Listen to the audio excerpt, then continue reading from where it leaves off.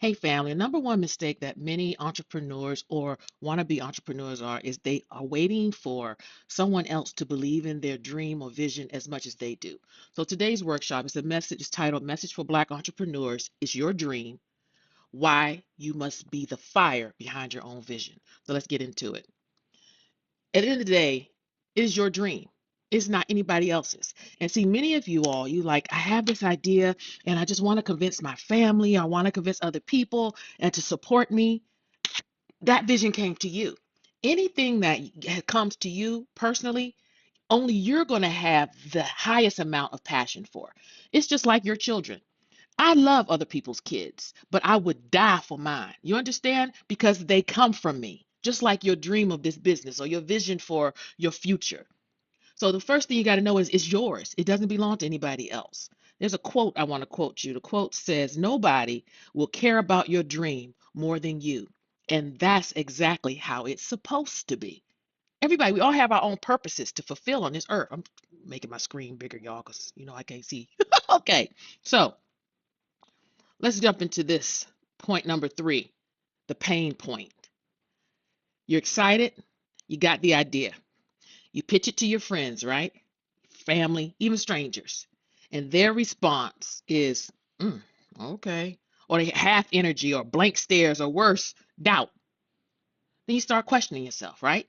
You start doubting yourself. Well, maybe I'm not supposed to do it, or maybe it's not going to work, or maybe I don't have enough, or maybe I shouldn't go back to school and get my master's or PhD or whatever. And then you start questioning yourself, and you wonder, why aren't they hyped like me? The reality is, y'all, is your dream. It was given to you. Your assignment is your assignment, right? Most people can't see what hasn't been built anyway. There's a saying that says seeing is believing, but that's not true. It's the opposite. Believing is seeing, right? Because you got to believe in something before it can manifest. It's just the reality. I mean, it sucks. I hate that concept too. I hate that that's the reality, but truly that's how it is.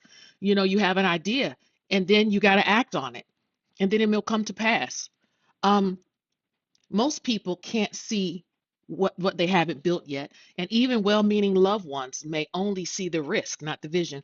I am very big on not telling my family and friends what I'm about to do. Case in point, back in 2006, this is when I was at my heaviest weight of 318 pounds, and I was like, F this, I'm getting gastric bypass surgery. I didn't tell anybody.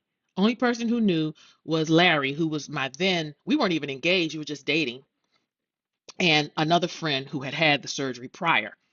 And I didn't tell my mother because why? People, oh girl, you're gonna die. Oh girl, you do it the natural way. Bitch, I've been trying to do it the natural way. And I've been losing gain and losing the gain. I need some help. And it's just like, and they make you feel bad. Well, girl, you took the easy route. Ain't no damn easy route. I still got to have discipline and not eat certain foods and exercise. As we can see, you can gain some of it back. Hello, 50 pounds. And I had that surgery back in 2006. So I still should pat myself on the back because I'm still done pretty damn good. I'm not at 318, so praise be to God. But the point is, when I set my mind on something, I don't tell people. And that's just how I am. And maybe that's a flaw to a fault, but I don't need nobody's doubt trying to hurt me and stop me. Because here's the reality, especially when it came to weight loss surgery. I was 318 pounds. You were talking about me. I'm fat. I'm this. I don't have no discipline. I'd rather risk dying on the table, getting surgery to better myself, than die from obesity and morbidly obese. Mm-mm. See, I'm a very strong-minded person, and you got to be too. You have to be dogged in your beliefs. All right. So, what is my message to you? As a Black entrepreneur, you're not just building a business, you're shifting generational patterns, y'all. Like, we are the hope and the dream of the slave. We are what our ancestors dreamed of. Think about that. And again, I'm not talking about all our ancestors were slaves, but I'm saying any Black person in America, the majority of us and our forefathers, the 18th, 19th, 20th centuries, have struggled. And this is shifting your generational patterns. You're defying systems that weren't made for us to succeed in the first place. So go after that degree. I never forget one time a friend of mine was like, Angela, man, it's gonna take me 4 years to get this dental. I think she wanted to get a dental school or something. I said, 4 years is gonna go by anyway. So why not spend it getting a damn degree? Like time is gonna go by anyway. And I do that with myself, you all. Case in point, I'm thinking about going back and finishing my PhD. I was in a PhD program, got pregnant with our second kid, and it was a lot. Okay. And so now that the youngest is 12, I'm like, okay, maybe it's time, you know? So redid the application. Oh, I gotta send in some more documents. I'm glad I'm talking about it, y'all. And filled out the FAFSA, the financial aid form through the government. Fingers crossed, prayerfully, I'll get some money. If somebody wants to support a sister, God move on your heart. Hey, give to the Negro College Fund. But I'm saying all that to say, time is going to go by anyway. And so you got to just do things. And so I can say, well, damn, this program is going to be a 3 year or 2 year PhD program. 2 years going to go by anyway, y'all. So why don't I just pursue it and get my doctorate, right? Next thing is when you, as an entrepreneur, you're trying to build wealth where there was once survival. We don't want to just survive. We don't want to just exist. We want to live, right? And you're going to live better as you pursue your dreams. This journey will feel lonely, but don't confuse loneliness with being lost. Also, you got to stop doing these things, okay? Stop waiting for your circle to validate your ideas. Stop begging people to share your post, buy your products, or cheer you on. I'm telling you now, people you know are not going to support you 9 out of 10 times. You you know how many books I've written? I can count on one hand how many of my family and friends have bought them. Don't look for family to support your shit. I'm just telling you now. And it may not be they might not have nothing against you or anything. It's just I'm telling you, a prophet is not respected in his own home or land. What's the Bible say? It's just I think honestly, when people grow up with you, it's hard for them to see your greatness, especially when you may have had a lot of stumbles along the way. And I've had a lot of stumbles along the way.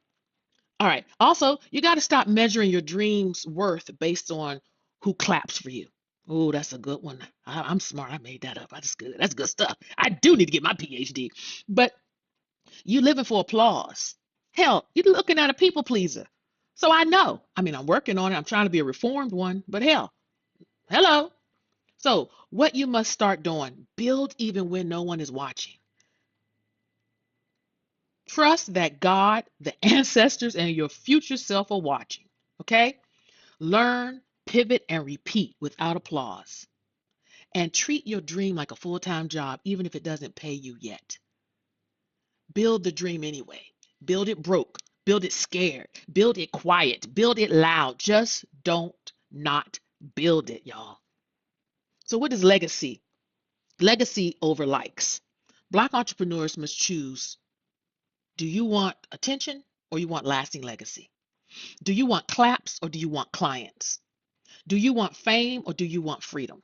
You know how so many times people have told me, Angela, you just jumping from thing to thing. One lady told me, I think you might even have ADHD. I said, the devil is a liar. No, I don't. It's just I'm an entrepreneur, damn it. I'm good at a lot of things. God didn't just give, the Bible even talks about how the talents, he gave one man one talent, another man three. Hell, I can't help it if God gave me a bunch of them because he knows he can trust me with them. And I'm going to do the best I can with them. Now, it is frustrating because sometimes you feel like a jack of all trades, master of none, but it is what it is. So, what do you need to remember? That your dream is sacred, so you protect it. That's why you don't need to tell everybody anyway. Passion is your responsibility. No one owes you enthusiasm. Enthusiasm. And the more you build, the more believers will come, but you go first. So, what is your call to action? Even if it's just buying your dream name, your domain name, right? Sketching your first design, saving $10 towards your LLC, writing one page of your business plan. Just take one step. Rome was not built in a day. So your dream is not up for debate, it's up for execution, y'all. And you can do it. We all can do it one brick at a time, one by one. You can do it. So just know no dream that God gives you is going to be so burdensome that it will weigh you down. You understand? Don't let other people put their dreams on you. People would love to tell you, well, no, I see you doing this, or God told me you should do that. Uh-uh. You do what God and put in your heart to do, not what pastor or bishop or anybody else think you should do. All right, talk to y'all soon. Be blessed. Love you. Like, share, and subscribe. Hit the notification bell. Buy a sister a cup of coffee or Venmo me some dollars for the National Negro College Fund. Me. All right, bye.